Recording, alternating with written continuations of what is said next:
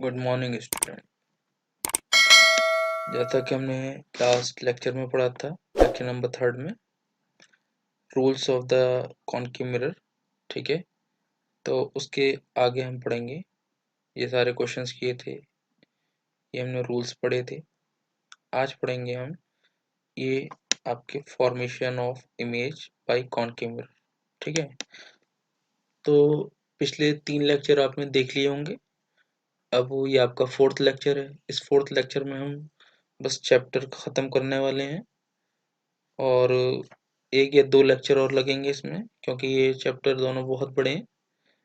Physics के शायद सबसे बड़े चैप्टर यही हैं आपके क्लास 10th में, ठीक है। तो हम पढ़ते हैं इसका image formation by concave mirror and their ray diagram, ठीक है। तो रे डायग्राम इसका हम देखेंगे क्या क्या होता है, कैसे कैसे होता है। देखिए, सबसे पहला है हमारा केस नंबर 1। केस नंबर 1 क्या कहता है? केस नंबर 1 कहता है कि ऑब्जेक्ट कहाँ रखिए? इन्फिनिटी पर रखिए। अब आपके दिमाग में सवाल आ रहा होगा, इन्फिनिटी होता क्या है? इन्फिनिटी का मतलब होता है कि आप जहाँ तक सोच ना सकें, यानी जहाँ तक आपकी पहुँच ना हो, उसे हम क्या कहते हैं? इन्फिनिटी कहते हैं। ऐसी दूरी जो हमें पता ही ना हो, उसे इन्फिनिटी कहते हैं, ठीक है। तो यहाँ जो आपका इन्फिनिटी का वर्ड लिखा हुआ है, इस इन्फिनिटी का मतलब होता है कि ऐसी दूरी जहाँ तक हम पहुँच ना सकें, ठीक है। उसे हम क्या कहते हैं? इन्फिनिटी कहते हैं, अनंत कह सकते हैं हम हिंदी में इसको, ठीक है। अगर ऑब्जेक्ट कहाँ रखी हो? इन्फिनिटी पर रखी हो। तो हमने बताया था अगर ऑब्जेक्ट इन्फिनिटी पर होगी या लाइट रे इन्फिनिटी से आ रही होगी, तो देखिए यहाँ इन्फिनिटी से ये लाइट रे आ रही है, यहाँ से रिफ्लेक्शन के बाद क्या होगा? ये फोकस से गुजर जाएगी। ये देखिए फोकस से गुजरेगी, ठीक है। उसके बाद क्या होगा? एक लाइट रे यहाँ से आ रही है इन्फिनिटी से, और ये फिर से टकराएगी मिरर से, और ये फिर से फोकस पर कन्वर्ज हो जाएगी। तो यहाँ पर जो इमेज फॉर्म हो रही है, इस फोकस पर बन रही है, ठीक है। तो इमेज कहाँ बन रही है? इस फोकस पर फॉर्म हो रही है, इस जगह पर बन रही है। तो देख रहे हैं आप, जहाँ ऑब्जेक्ट जो है इन्फिनिटी पर है, जैसे आप सूरज मान लें। सूरज क्या है? हमें मालूम नहीं है डिस्टेंस इसका कितना है, वैसे 150 लाख किलोमीटर है, लेकिन फिर भी एक एक्यूरेट दूरी नहीं है वो, ठीक है। आप उसको इन्फिनिटी मान लें और एक बकेट में पानी भर के रख लें, बाल्टी में एक पानी भर के रख लें। अब आप उसकी इमेज को पानी में देख सकते हैं, ठीक है। तो जो उसकी परछाई बन रही होगी या उसकी जो इमेज बन रही होगी, वो क्या होगा? पानी के अंदर बहुत छोटी नजर आएगी। तो इतना बड़ा सूरज और आपने एक बाल्टी में ले लिया, तो इसका मतलब ये हुआ कि वो क्या है? बहुत छोटा है उस सूरज के मुकाबले जो एक्चुअल सूरज है, ठीक है। तो कैसा है? अब यहाँ पर ऑब्जेक्ट कहाँ रखिए? इन्फिनिटी पर रखिए, तो इमेज कहाँ बनेगी? फोकस पर बनेगी, ठीक है।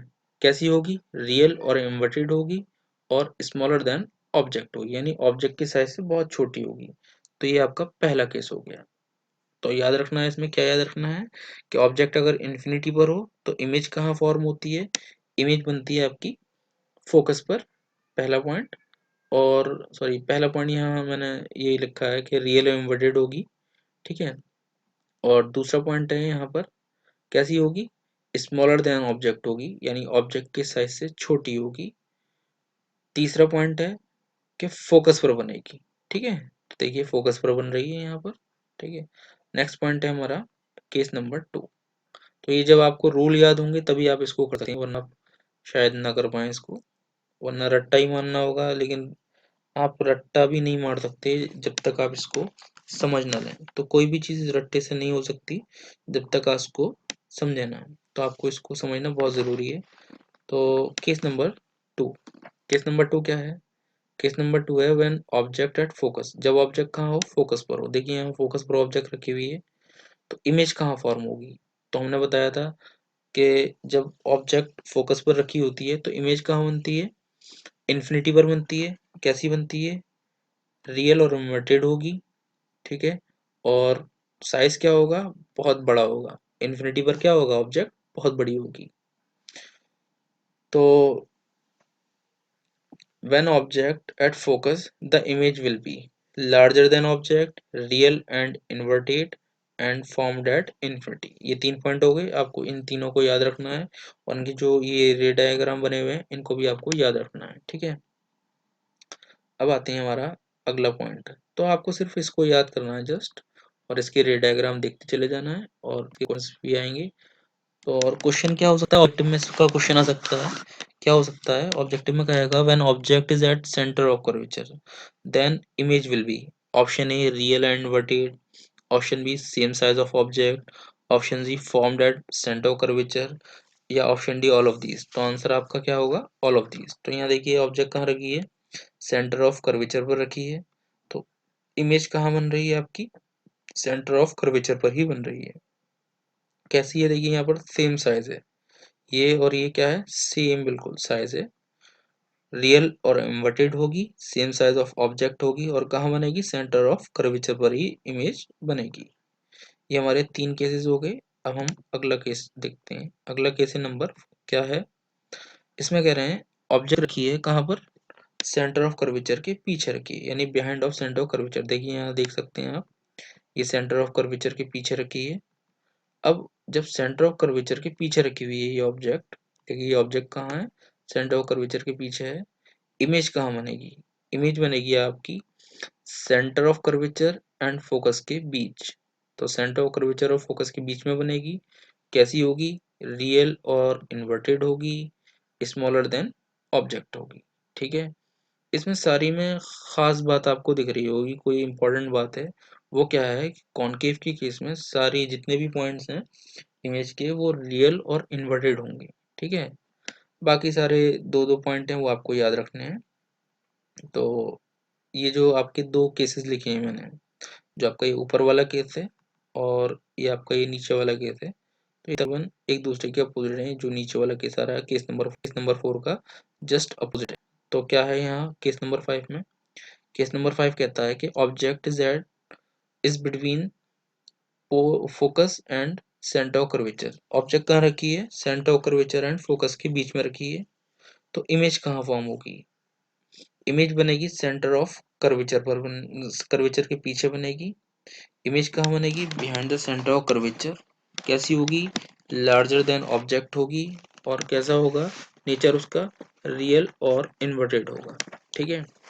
तो यहाँ नेचर, एक बात और बता देता हूँ मैं आपको, नेचर, पोजीशन और साइज, ये क्या होता है, साइज का मतलब होता है हाइट ऑफ इमेज और ऑब्जेक्ट, और नेचर की अगर बात करें तो नेचर क्या होगा, रियल और इन्वर्टेड या फिर वर्चुअल और इरेक्ट, ये नेचर कहलाती हैं।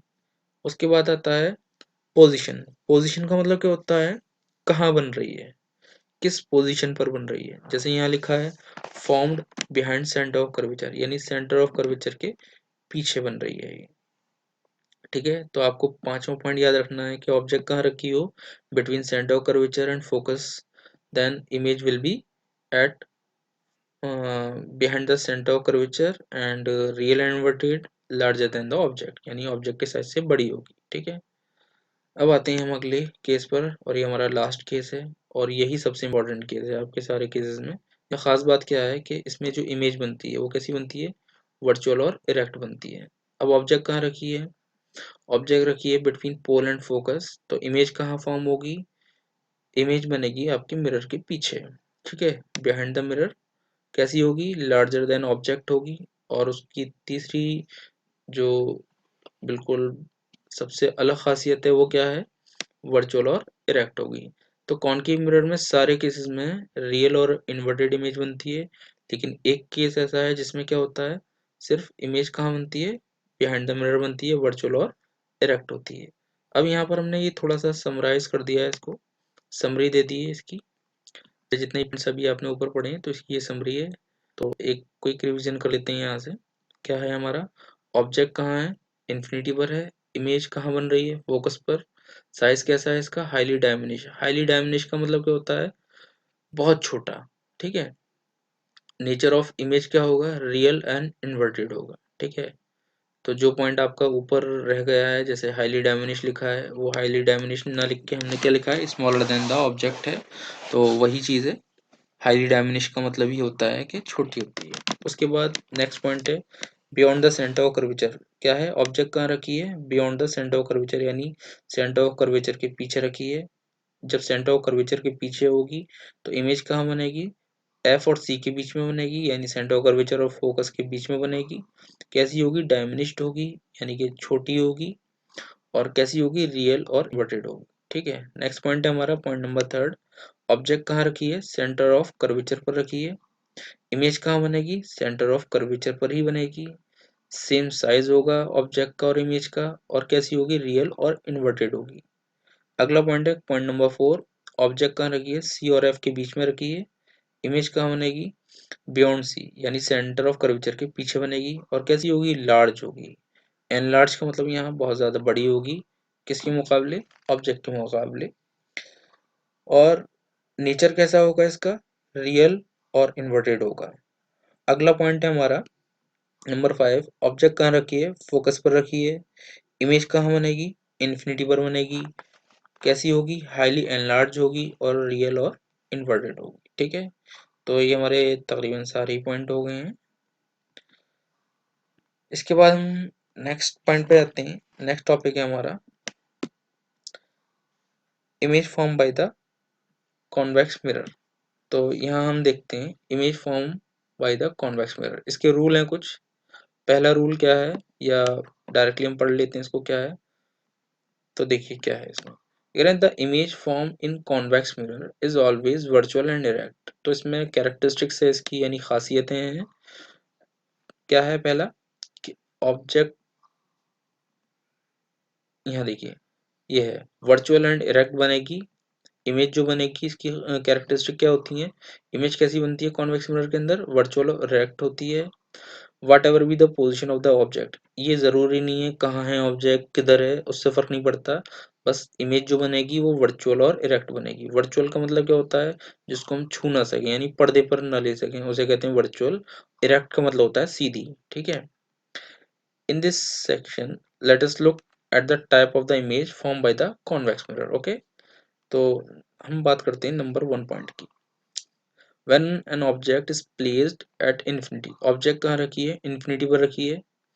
तो यहाँ जो इमेज का कैरेक्टरिस्टिक होगी, इमेज कैसी बनेगी, पहला पॉइंट है यहाँ पर वर्चुअल और रिएक्ट बनेगी। मैंने यहाँ इसको एक ही लाइन में लिखा है। ठीक है, तो यहाँ जो ऑब्जेक्ट होगी वो कैसी बनेगी, वो सॉरी इमेज जो बनेगी वो कैसी बनेगी, वर्चुअल में इमेज होगी। ठीक है, फोकस पर बनेगी, क्योंकि हमारी जो ऑब्जेक्ट है वो कहाँ पर है, इन्फिनिटी पर है। तो object at infinity, image will be formed at focus. कैसा होगा साइज, जाहिर सी बात है छोटा होगा।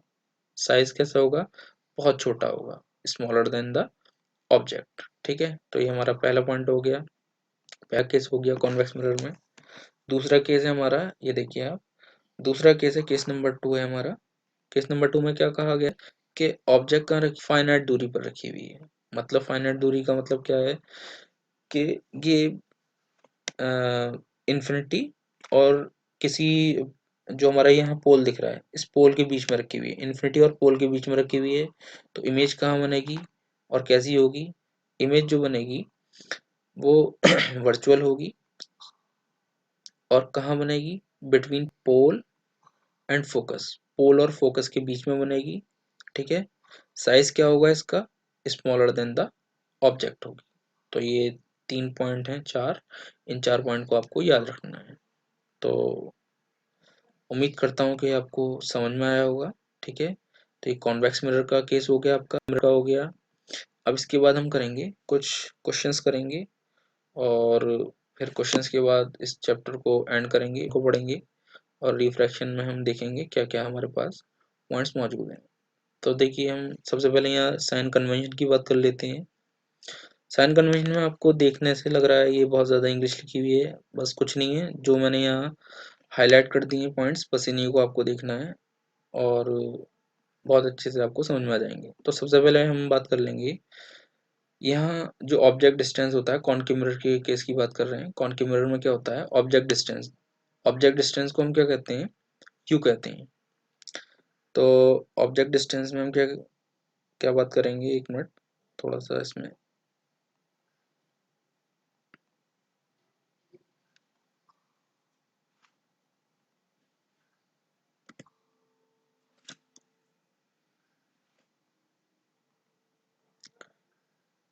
एक मिनट, थोड़ा इसको सही कर देते हैं। अब ठीक है तकरीबन। तो देखिए पॉइंट है हमारा, ऑब्जेक्ट कहाँ रखी है,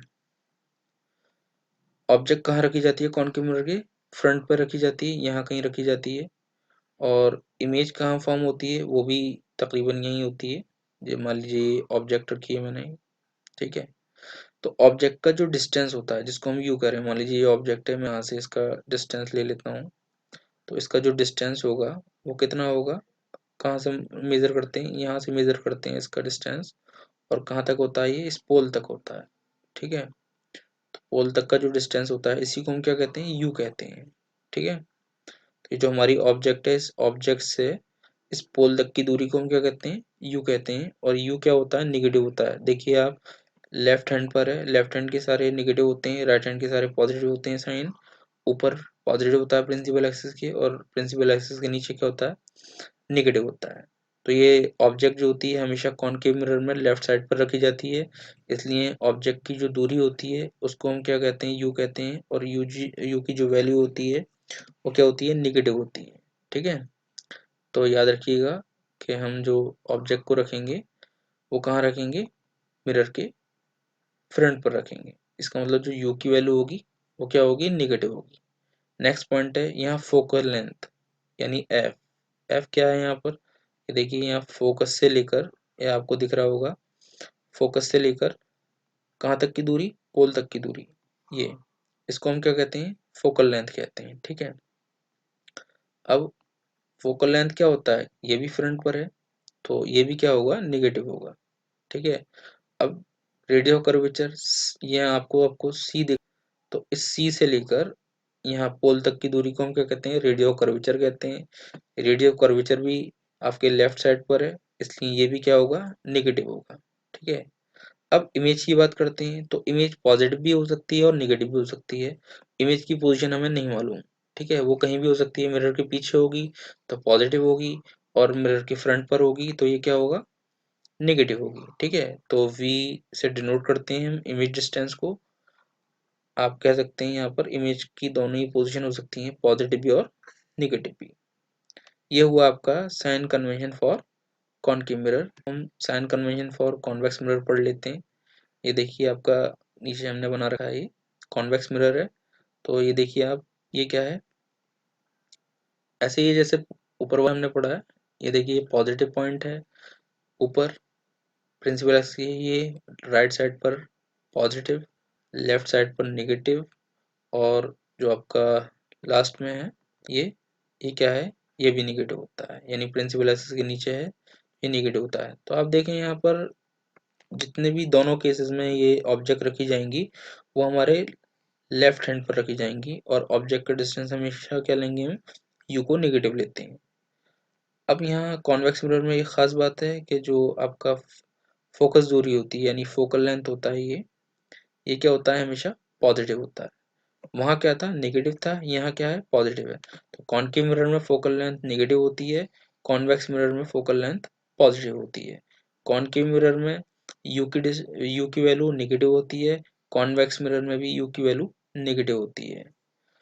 कॉनकेव मिरर में एफ नेगेटिव होता है, कॉन्वेक्स मिरर में एफ पॉजिटिव होता है।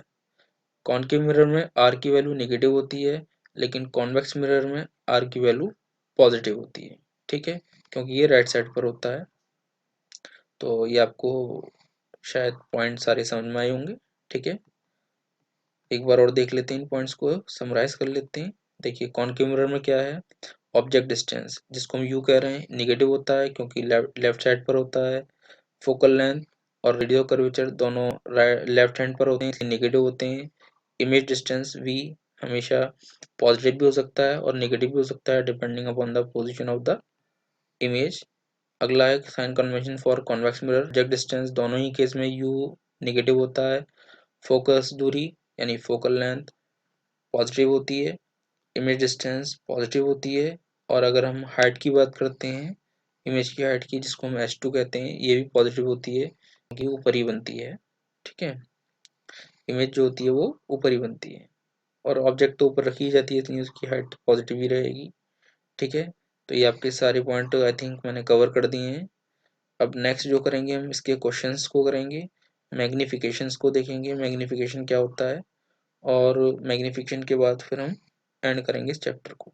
चलिए आते हैं हम पहले मिरर फार्मूले को देख लेते हैं, मिरर फार्मूला क्या होता है।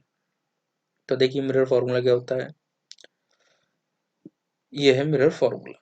इस मिरर फार्मूले में आपको दिख रहा है ये 1/f is equal to 1/v plus 1/u।